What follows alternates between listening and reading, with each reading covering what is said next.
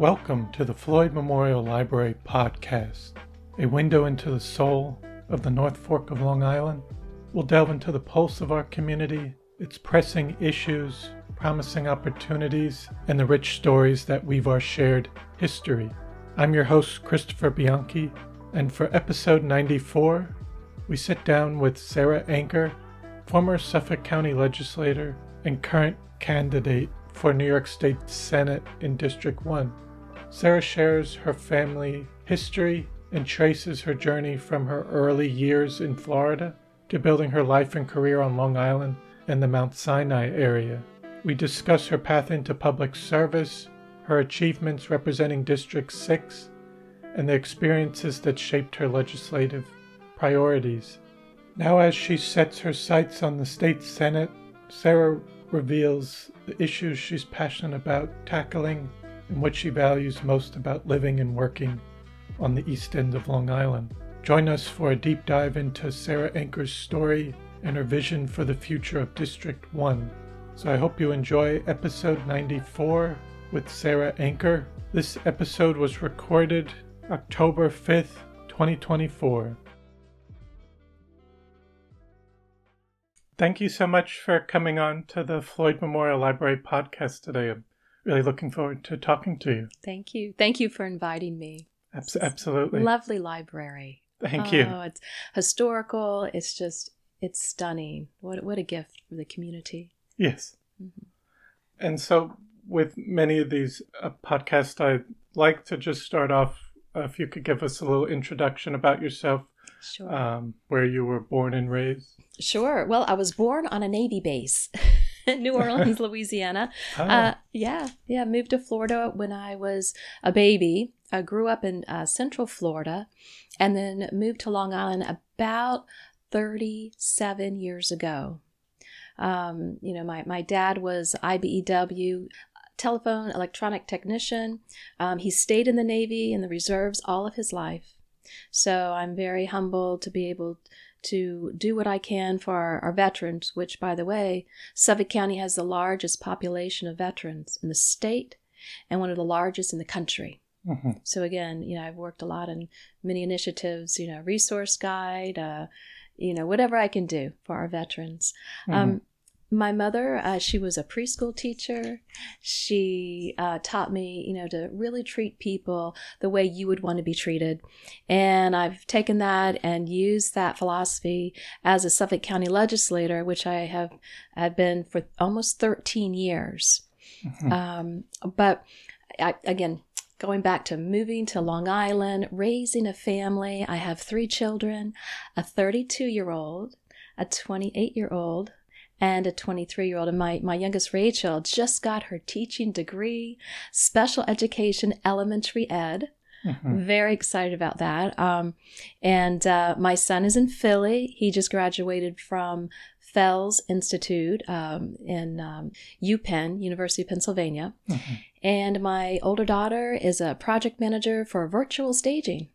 So it's been an incredible journey, raising kids and being part of the community. And what I did when I first moved to Mount Sinai, and that's where I live and raised my family, I joined the school's PTO, which is really our PTA. I was on their board. I joined the Mount Sinai Civic Association as a board member. And, I got involved, the Historical Society, environmental groups. Mm-hmm.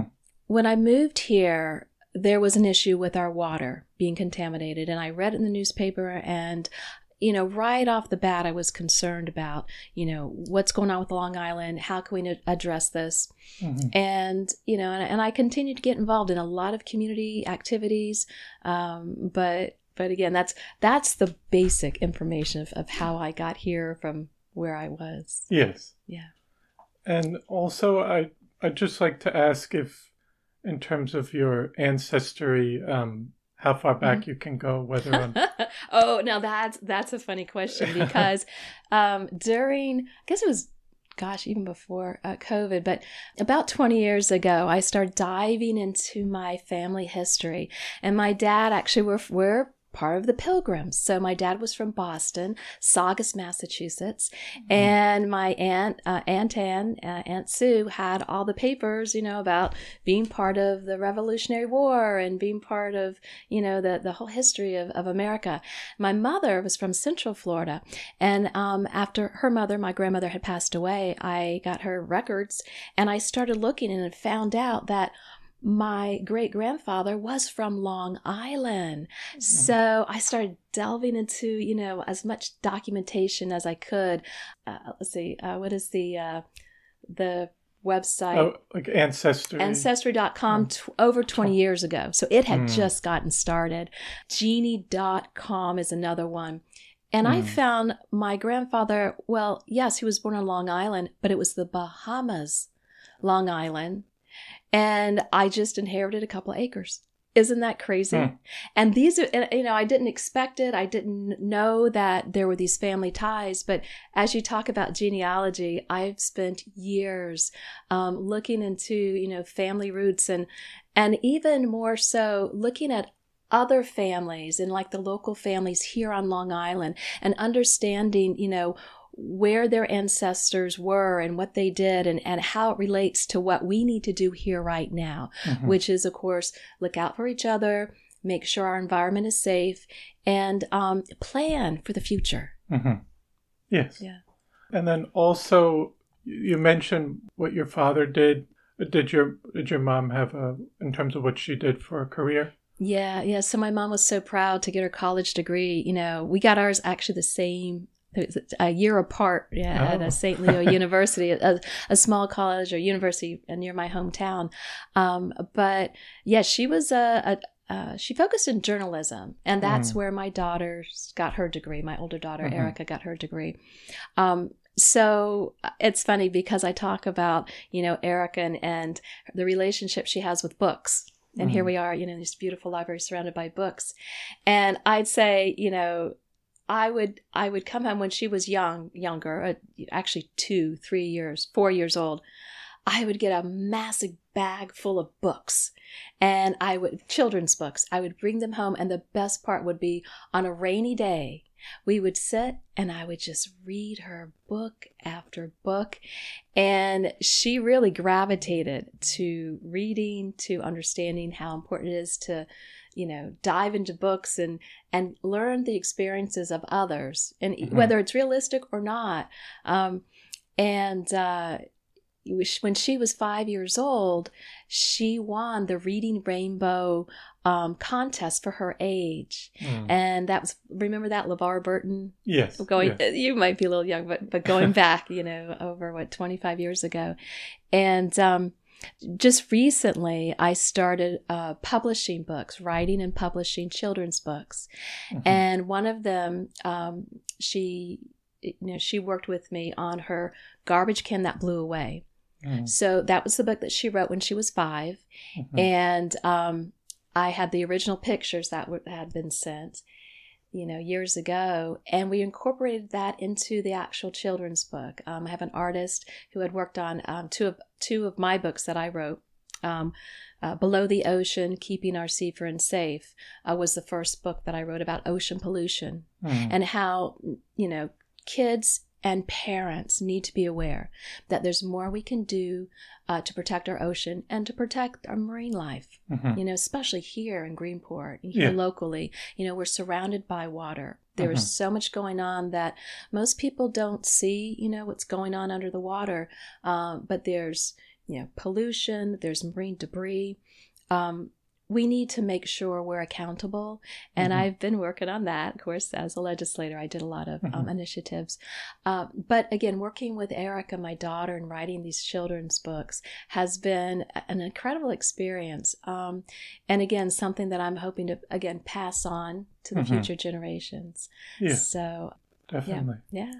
And then I also just ask if, in terms of coming out of high school, did you know what you wanted to do for a career? Oh, gosh. I wish, I wanted to be an artist. I want, that was my goal. I was like the artist of the school, I got the art award for graduation, and I was off to University of Florida, and I was in their art department and their journalism department. And I started understanding that, being part of the journalism and public relations, it's a whole new world, out there. But I started working once I got to Long Island, and I was doing, art, illustrations, advertisements. And then there was this new technology, and you're going to laugh. It was called desktop publishing. And I was hired because I knew how to write, the computer language COBOL is what we worked on in college. And I also was artistic. So they figured, okay, she's got this combination of skills. But when I started publishing a local newspaper, that's the Record newspaper in Port Jeff, and then the publisher, I think he published about 15 newspapers. It really took off. I mean, I could see how this technology was enhancing the ability to get the word out and to really make sure that, papers were thriving. And again, things have changed. People don't read. And this is what's frustrating, because most people, especially the younger generation, they don't appreciate the beauty of a newspaper, the beauty of a book. It's an experience. It's not, I know, yes, you can go online, you can look at a computer, you can look at your phone, your iPad. But when you're holding a book, it's a relationship. And, I hope we can get back to that and really appreciate where we are, and encourage people to appreciate that books are important in our lives and our children's lives. And again, that's why I decided I'm going to write some books. I'm going, I had a great experience growing up, reading books, teaching my children, reading books to them. And I hope we can continue that. It's a tough place, again, with all the technology. But I will say, Chris, is that we can't lose sight of where we were and where we're going, because and how technology is affecting, especially young minds. I read an article that children's minds, young folks' minds, are wired differently than people my age, older folks, an older generation. And there's a lot more, mental health issues, stress, anxiety. We need to make sure we're not going too fast and losing sight of really what's around us and appreciating where we are. And again, that's something that I think everyone can appreciate. But again, we need to make sure that we're not creating negative experiences for our young, especially for our young kids. Yes. Yeah. Yeah, at an early age, and attention spans, and just other things that come with, whether it's social media or other electronic formats. But also, in terms of initially moving out to Long Island, when was that? Like the time about frame? 37 years ago. It was a while. It was a while ago. And I lived in Coram. I lived in Middle Island. We moved to Mount Sinai, and back then there were farms. It was beautiful. There was some open space. You go to Mount Sinai now, and you see no farms. Their development is pretty much taken over. But when I was involved with the Mount Sinai Civic Association, we had heard a Home Depot was going to be built at on a 13-acre sod farm, which was right in the middle of our hometown. And so I worked with the Civic Association to create a park, and that North Shore Heritage Park. And folks, if you haven't been there, I highly recommend it. But it is one of Suffolk County's first public-private combination of making sure that everyone was involved in this creation of a park. So, but again, you picture Mount Sinai with a big, Home Depot and 18-wheelers driving in and out, creating traffic. And then you look at what we have right now. This is a proof of what people can do, community can do, to make sure this is where their future leads. This is where their future will go, because if the community had not stepped up, Mount Sinai would be a completely different town. But we did, because there was a lot of folks that really cared. And with that, I learned to work with government. I understood how the role that government has, which is basically to serve the people, right? And how the constituent, needs to be involved, and that was a great learning experience. As the park was being created, New York State released the cancer maps, and it showed that my area where I lived had a higher than normal cancer rate, breast cancer in particular. So I worked with a civic, but eventually I started a not-for-profit, Community Health and Environment Coalition, and we challenged the state to come back and tell us what is going on, what could we do to protect our families, ourselves, our friends, and they did. And we worked with New York State Senator Ken LaValle, and we were able to get the state to do an investigation. That investigation was flawed because, come to find out, they used only the data in their database. In other words, if a farmer had not registered a chemical, it would not be in New York State's database. If someone had illegally dumped something in the woods, that would not be on the database. They did not come to our community. They didn't sample the soil, the water, the air. So I would like to get to Albany and fix that and really focus on making sure our environment is clean and safe and holding the people that are polluting our environment accountable.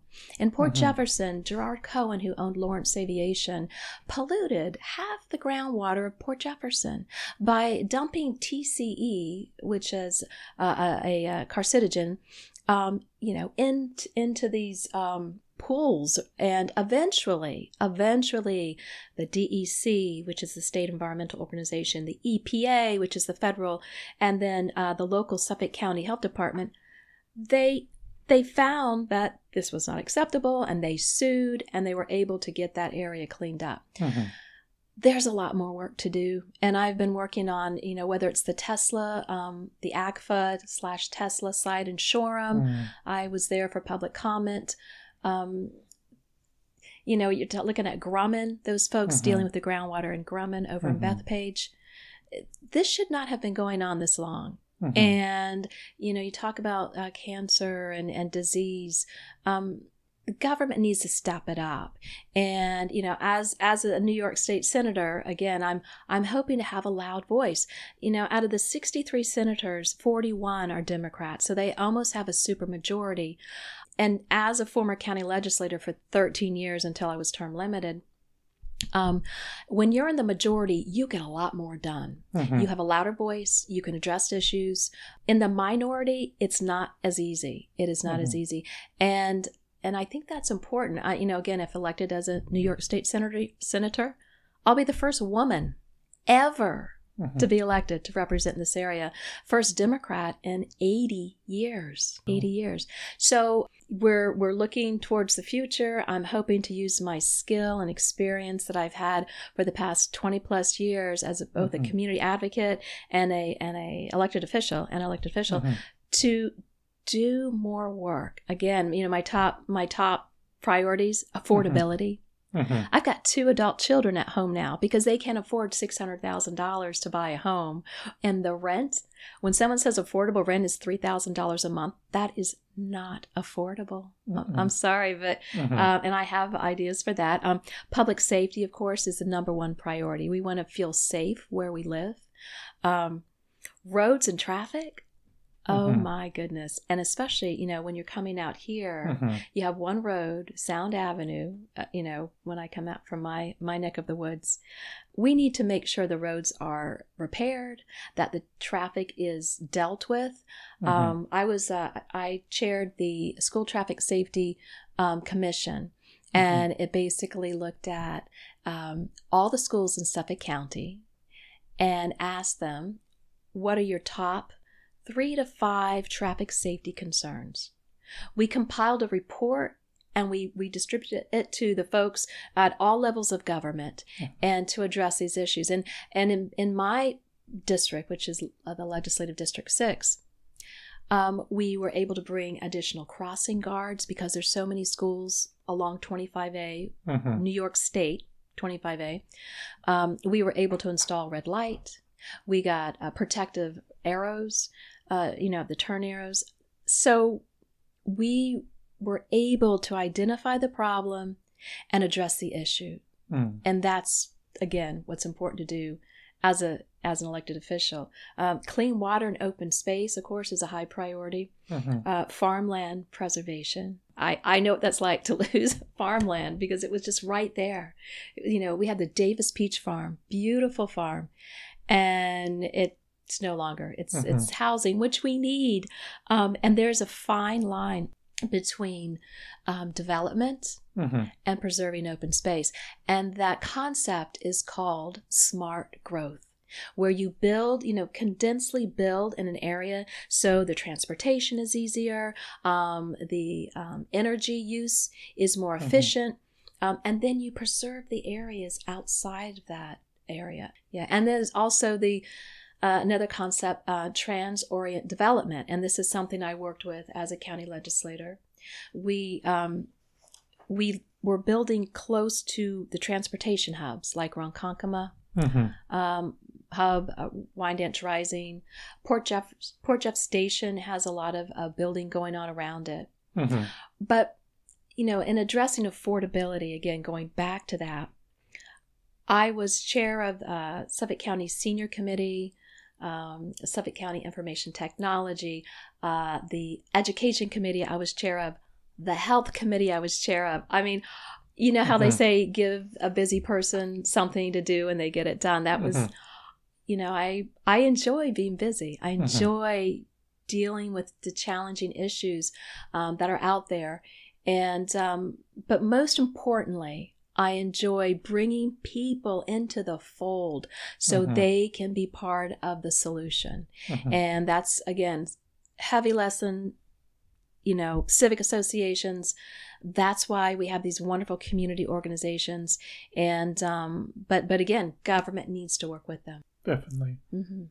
Now, I was just curious, how did you decide to get involved in politics and when you decided to run for the Suffolk County Legislator? Okay, so I got involved because I could see there was more that needed to be addressed. I wanted to focus on the community quality of life issues, the road safety, health safety. I had worked a lot with health and environmental issues. And I just didn't feel the person that was running could do the job and knew as much as I did about, the Superfund sites and the high level of disease and how it impacts us. And, and I had, at that time, my children were younger, of course. And in fact, I was asked to run when my kids were babies, where they were much younger. And I said, well, let me get through life and, raise my kids. But it's funny, Chris, because even though I wasn't running for office, I was still involved with, the school, the civic, historical society. I would bring my kids with me. National Women's Political Caucus.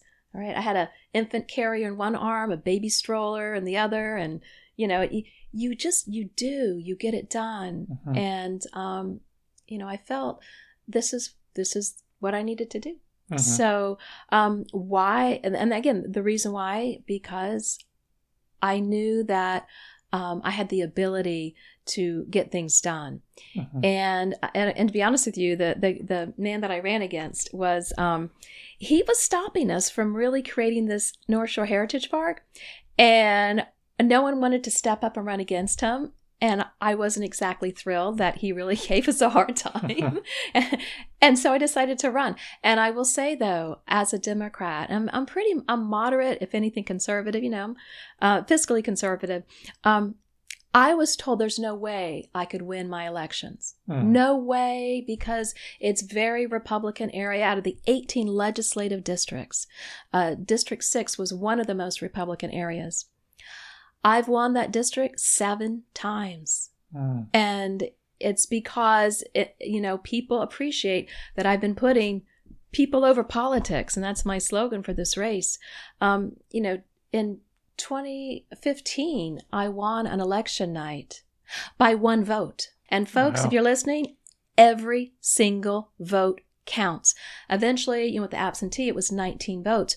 But to understand how important it is to do everything you can, whether you're running for office or you're helping someone run for office.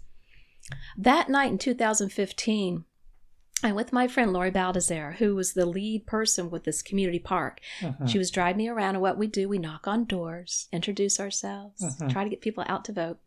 So it's the night of election. I'm knocking on doors, and I come to a house. And by the way, it's 9:15. 9 p.m. the polls close. And I'm in Miller Place on Oakland Avenue. I knock on a door, and it's a man that I know from Brookhaven National Lab, because I was on their community advisory committee. And I said, "Hey, Mike, has everybody in your house voted?" He goes, "This isn't my house, it's my brother's, but let me check." And so he yells over his shoulder, he goes, "Did everybody vote?" And his niece, Sarah, she goes, "I didn't get a chance to vote. It's now 10 minutes to 9. The polls close at 9 p.m. I said, "Sarah, could you please go vote? I'd really appreciate it." She's in her pajamas, by the way. And she goes, "Sure." So she changes her clothes. Her dad drives her to the Miller Place Fire Department. Sarah votes a few minutes before 9 p.m. That night on election in 2015, I won by one vote. Wow. So again, I've got crazy stories like that. And you can't be fearful of jumping into something that you may not know a lot about. It's sort of like jumping into the fire, but you should be prepared. And I think the 37 years as a Democratic committee person, as soon as I moved up here, I joined to be a committee person because, it's important. And again, I'm bipartisan, but when you're involved with a group, you have a louder voice, and it, it's important. So that's why I ran, and I got in, 7 times, and until I was term limited. And so now I'm looking, I'm running for New York State Senate because I know there is so much more we need to do. And I am, proactive, productive, pro-choice, pro-union. My dad, again, IBEW. In fact, I was just at the Bill Lindsay Memorial unveiling yesterday at the county legislature. Bill Lindsay was a presiding officer, and when I first got in, he really helped me understand what it was to be, how important it was to be an elected official, but more importantly, a public servant, to represent the people. I mean, I may not agree with everyone that I represent, but I certainly will find the common ground and move forward from there. And I think that's what our country, has lost. We need to understand that we can all find common ground for the common good, and not be so divided. We are unique. Everyone is special in some way, and that's what it's great, because there's no one person. Even twins are different. And we need to appreciate our differences, but we need to find what we have in common so we can tackle those important problems like pollution and health issues and the addiction issue, the opioid addiction issue. I chaired the committee for Suffolk County's Addiction Prevention and Support Advisory Panel for the past 5 years. And I gathered 30 members, medical community, law enforcement, the courts, the advocates. We focused on making sure Suffolk County was doing everything possible to address this issue. 100,000 people die per year of an overdose related to the opioid epidemic. Over 1 million people have died in this country. That's more people than combining most of our world wars. And I recently wrote a letter to the paper about, we have an internal war going on with the opioid epidemic. We need to focus on that. We need to use our military clout. We need to make sure we're educating our kids how dangerous the fentanyl and carfentanil is, 100 times more potent than heroin and opioids. We need to make sure that rehabilitation is available. Look, a lot of these folks, the kids that got addicted didn't mean to get addicted. They were told by their doctor to take 40 pills because your tooth hurt or your leg, hurt. And we needed to address that when the opioids were pulled. Folks went to heroin, and it just created this market. So whether you're addressing the drug cartels, you're addressing the issue of trying to rehabilitate some of the folks that are still addicted, there's so much more we need to do. And the work that I've done on a county level, I want to bring it up to Albany and really hold feet to the fire. Whether it's the health department, whether it's law enforcement, work with the federal government to address this, because there should never be a loss of a child due to this type of death. Should never be. Yes. Oh, and then also in terms of with the New York State Senate area, sometimes it can be hard in terms of getting people aware of District 1 out here, and that it can be more New York City focused. And how would you go about trying to bring more awareness and that people don't push us aside? Of course. Well, and that's the point I was talking about, being in the majority. So when you're in the majority, you have a louder voice. But remember, I represented a Republican district for 13 years, and I got a lot done. I plan to be a loud voice. I don't always follow my party, as far as, step in line kind of thing. I represent my constituents, and I hold that to my highest regard. That's where my priority is. And but got to understand, I'm very respectful. I'm very persistent. And I'm very proactive. And if I can bring that to Albany, I think we're going to be seeing more funding here. We're going to see more attention to addressing our water, fixing our roads, addressing our education funding, because I know that was at issue at one point. Our economy too. Now, we have a $7 billion tourism economy here on Long Island.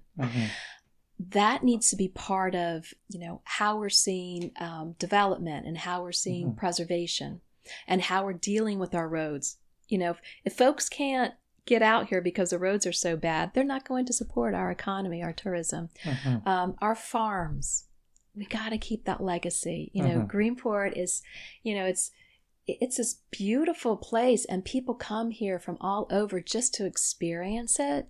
We need to keep that quality of life, forever if we can. And we do that by preserving open space. And as a legislator, I preserved over 2,000 acres of open space in farmland. Wow. And on a state level, watch out. I'm ready. How about thousands and thousands? I know there's a parcel over in Shoreham. It's where the old Shoreham nuclear plant was. And I was working on that with the state to preserve about 700 acres over there. And, but of course, I will say, and I'm a realist here, with open space comes deers, comes ticks, comes all, these other issues that are part of the bigger picture. And I'm ready to tackle that too. There's a balance, and we need to find that balance by working, of course, with each other.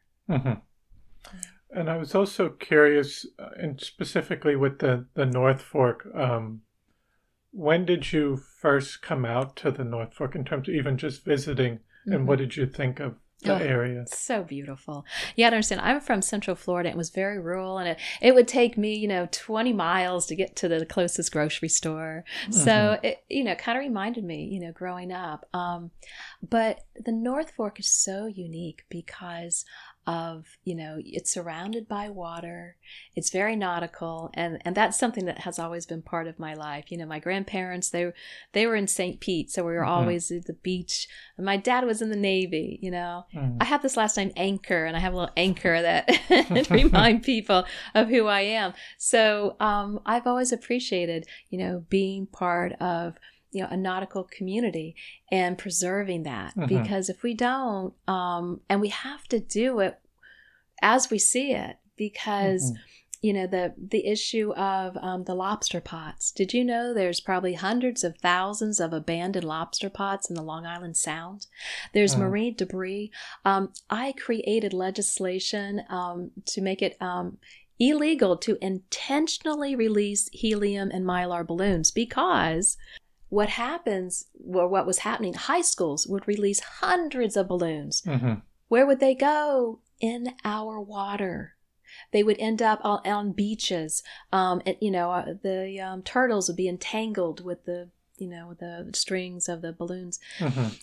We need to, make sure that what we're doing is not creating issues down the road, literally. Mm-hmm. And that's something that I've been working on. North Shore Erosion Task Force, I had worked on. I created it. I chaired it. And what's happening, and again, my district, Mount Sinai to Wading River, and Al Krupski was the former Suffolk County Legislator, and he was your, legislator out here. Mm-hmm. But we need to address erosion. During Superstorm Sandy, 30 feet of property fell into the ocean in Miller Place. Mm-hmm. Homes right off the cliff. And, we have to work with Mother Nature. We can't fight our environment, to an extreme, but we can work with what we have by putting vegetation along the coastal edge and the bluffs. There are so many things that we should be doing right now that are not being done. Mm-hmm. And again, dealing with climate change, dealing with the sea level rise, flooding, we have to prepare. Prior to being a legislator, and I'll kind of change the subject just a little bit, I created the energy department for the town of Brookhaven. Mm. So the town, which is 500,000 people, we had gotten a $4.5 million federal grant, and it was to encourage people to move towards clean energy, which was solar, wind energy, geothermal, and also understand energy efficiency. So I worked a lot with constituents, with the solar companies, and we were able to provide resources and direction and get folks to put solar on their roofs so they would be the one benefiting from clean energy. And they went from paying hundreds and hundreds of dollars a month to nothing. There was like a 7-year payback period, and we worked with the folks. We explained, their benefit, and now we have these big companies, and there's these big solar farms, and they get the wind energy, and that's really good because we do need to increase our usage of clean energy. But there's so many things we can do on a personal level, like work with PSEG. I believe they still have free energy audits where they come to your house for free, and they check your windows, see where where it's leaking. They add more insulation in your within your ceilings, energy efficiency appliances and light bulbs. There's lots we can do to save our residents money. And again, that's that fiscal conservative in me. I want to make sure that if there's a resource that I can help you save money, I want to get it out there. Yeah, that's important. Definitely. Because it's expensive. Long Island is just so expensive. And we need to do everything we can to make it more affordable. I know you mentioned even some of the major issues you're focusing on, whether with the environment and water to transportation and traffic to housing. I'm curious how you might go about tackling some of those issues, whether even if you wanted to talk about housing. Housing. Okay, so how long do we have? That's part 1 and part 2 and 3 and 4. But no, housing, that's a good one, because I think that's the number one affordability issue that we have. In addition to groceries and energy and taxes, it adds up. I mean, and we want to make it more, let's make Long Island more affordable again. That's it's been ringing in everyone's ear. Yes. But So I have the idea of it's called a PIAC, a Planned Young Adult Community. And it's a concept that I imagined after visiting Leisure Village, which is one of the largest senior communities on Long Island. It's a PRC, a Planned Retirement Community. So I started working with Libby, Long Island Builders Institute, and Stony Brook University. And I said, is there a way we can build these incredible, affordable, quality of life communities for young adults? Mm-hmm. Like, this is great, because I would go there and it was, everyone's happy. And so I was told, well, Sarah, there's a federal law. There's discrimination if you build housing based on age, unless it's 55 and above. And I said, well, we're going to have to work on that, because honestly, it's the young people that are having the toughest time. They've got a college loan to pay off and maybe a car payment. They're getting probably a lower salary, starting salary, and they're looking to build their future. We need to do more so you have a nice enriched foundation to move forward, to grow your future. So I started working again with the county, the planning department, the colleges and universities to see about building near or on college campuses and trying to make it affordable, but with quality of life, stores and places, restaurants, places young adults would gravitate to. And that was about 8 years ago. And then so we started working towards Ronkonkoma Hub, which you'll see when you go to the Ronkonkoma train station. There's a lot of buildings around there. But even after, I worked on all these different projects with building affordable, there still was an issue because rent was still high. Buying those condos, it was still high. So I started talking to some folks that lived in New York City, and they're paying a fortune for a small studio apartment. My older daughter was there for over 10 years. She went to Hunter College in NYU. And I'm thinking, well, what's happening now is that companies are looking for employees, the kids that are graduating from college, and the kids that are graduating can't afford to stay here. So therefore the companies cannot get the work staff that they need. So I'm considering creating a type of hub where corporations can provide a subsidy of some type to help pay for housing. Northwell just started doing this with their nurses and their medical staff. And I read this in the article maybe less than a month ago. We need to do that on a government level. And maybe have government provide, again, some type of relief, because $3,000, $4,000, $5,000 a month is just too expensive when someone, wants to live and work and try to save money, for their future.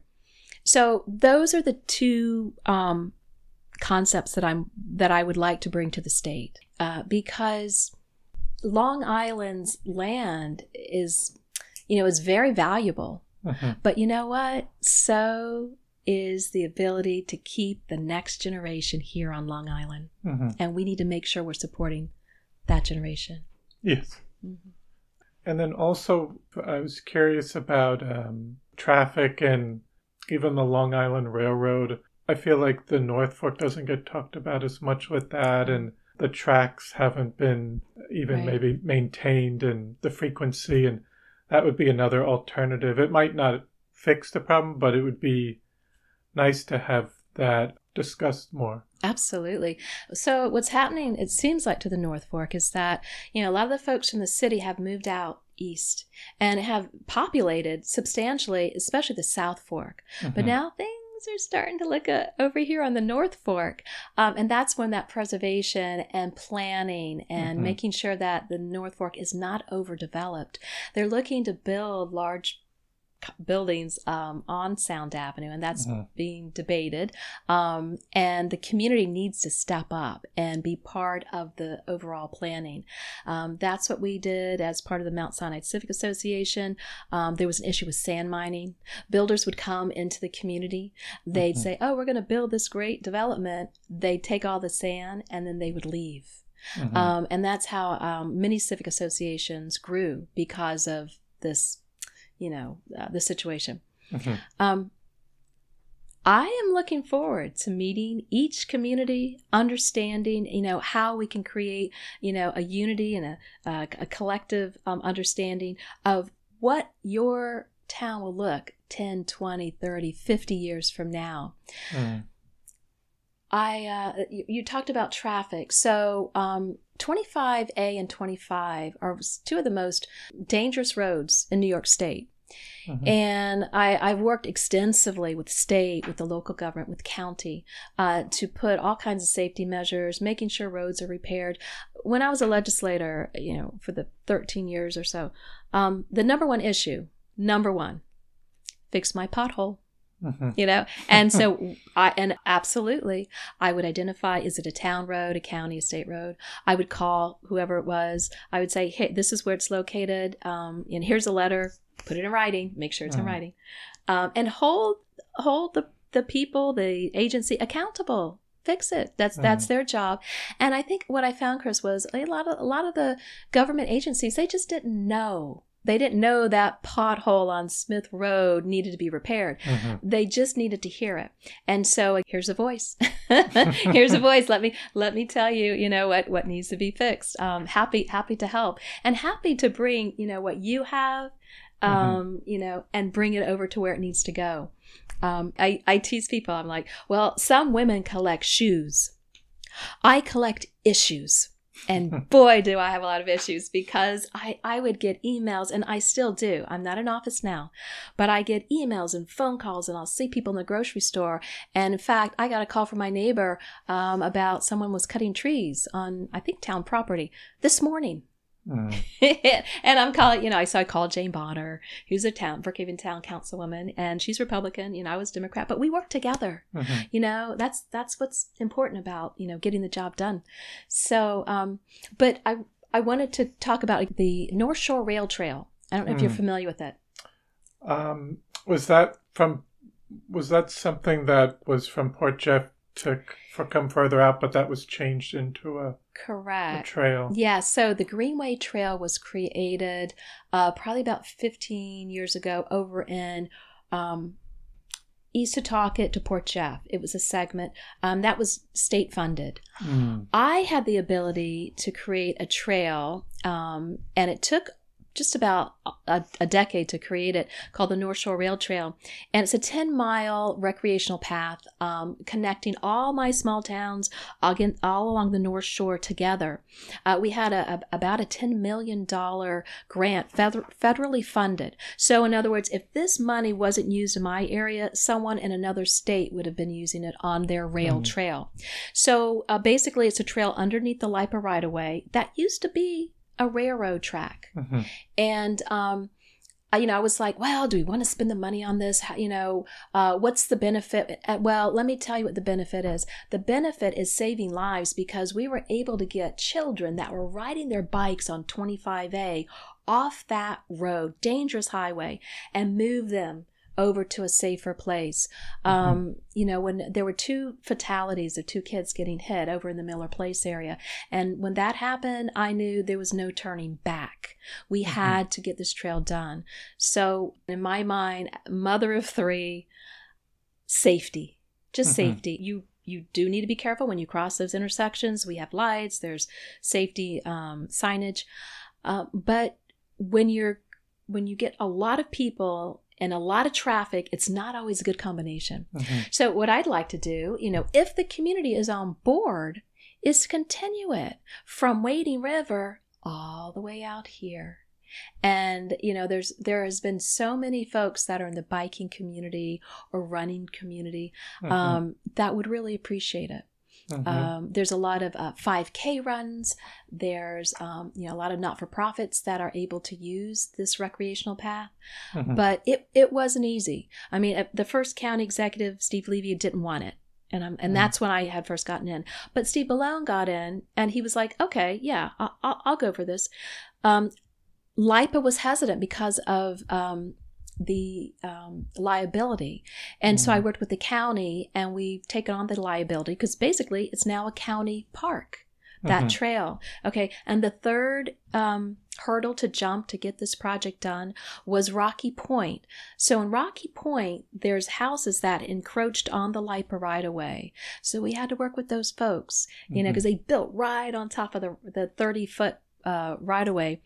And we did some little curves or whatever along the path, but we were able to get it done. And just like the North Shore Heritage Park, you know, the North Shore Rail Trail, you know, is a pride of what I've been able to do to create and enhance our community. Yeah, definitely. And also, I think you've touched on it, even with working with people from across different lines, whether Republican and then bipartisanship. But even in today's political climate, it's very divided and can be hostile, even maybe more on the federal level. But how do you think you would go about doing that? Because it is important just to even have conversations with people. And I think that is lacking today with people just not talking to each other. You're right. Yeah, you're right. I think it goes back to the idea, and I just, to me, it's so simple. It's so simple, is finding the common ground. Understanding that the safety of our children is important. Understanding that seniors that are affected in scams and how we need to do that. And I worked on that extensively, being chair of the senior committee, bringing the Attorney General's office in, creating you know, a website so folks would understand that they're being targeted. Children part, SAFE hotline, School Active Violence Emergency Hotline, happened after the tragedy at Sandy Hook. And that basically creates a panic button for schools. You know, and again, schools are state level. This was a program. The state has to sign up to it because it's out of our jurisdiction. Understanding that what the project is about and how important it is to everyone determines its success. And that's how I've been able to overcome that partisanship, that you know, the political stuff that's out there. I think what's happened too is that, you know, the political climate creates distractions. You know, look over here. Don't look at how high your taxes are. Don't look at, you know, how high your energy rates are. No, look over here as they bicker it out. No, I want to figure out why the taxes are so high. You know, like MTA. What is going on with the MTA? You know, why can't we, you know, work on our transportation out here on Long Island? There's very productive ways of getting things done. And of course, you know, it includes, you know, working together, you know, being a team player, but also showing respect for both sides, you know, and then I think also just being persistent, like relentlessly persistent. And that's me. I know I'm like a fly. Just go away. I just come back, you know, and I am very respectful and I try to be polite. But I make sure I'm doing everything I can because, you know, we're here. You know, we have opportunities. And that's something my dad, who was in the Navy, said. He goes, Sarah, take advantage of opportunity when it presents itself. He would say that to me. And I've never understood it more clear than I do right now.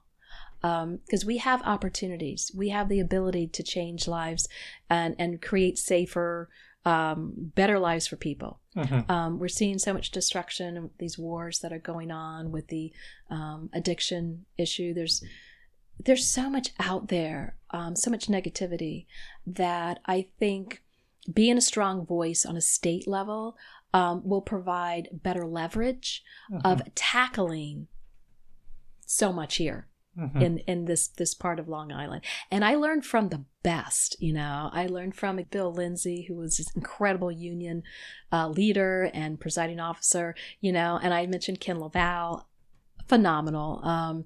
Steve Englebright worked on in the New York City Assembly. Tim Bishop, I just saw him today. We were at a memorial service. But I was on his breast cancer advisory board 25 plus years ago. Maybe it's 30 years ago. It was a while ago. And I learned a lot, you know. And again, I got involved, worked with the folks, and those folks are still around, you know. And, and it's the people that you work with and the networking that really makes it easier to have a successful outcome, you know, because they know you, you know them, and there's a trust factor. And I think a lot of people have lost trust in people, in government, and we need to rebuild that. And it's being accountable, it's being transparent, and it's just getting the job done. Yes. And then lastly, I'd just like to ask at the end if there was anything else you'd like to say or discuss that we haven't talked about. Oh my goodness, I'm sure there is. I don't know. I read a couple of pages here, but well, I appreciate, you know, being able to do what I've been able to do, and I hope I can do more as a New York State Senator. Like I said, there is so much out there to try to address the affordability, public safety, roads, traffic, clean water. But I've done that for so long, and I've created such a strong network that, you know, I can literally pick up a phone or just text, you know, someone in the governor's office or someone, you know, over in the environmental department at the state level and say, look, we need to work on this. We need to, you know, create a direction or a priority to get this work done. I think one of the most important things is just bringing the people together. You know, I know the environmental roundtable that Ken LaValle had. I know my opponent is working on that, but take that and do more with it.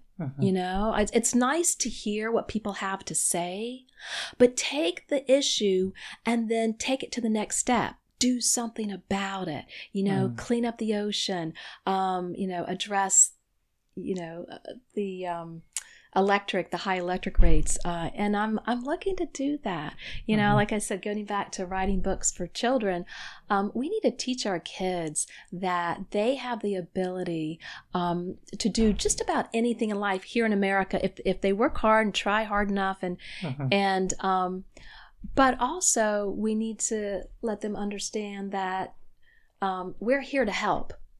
And we need to get our young people, again, voting.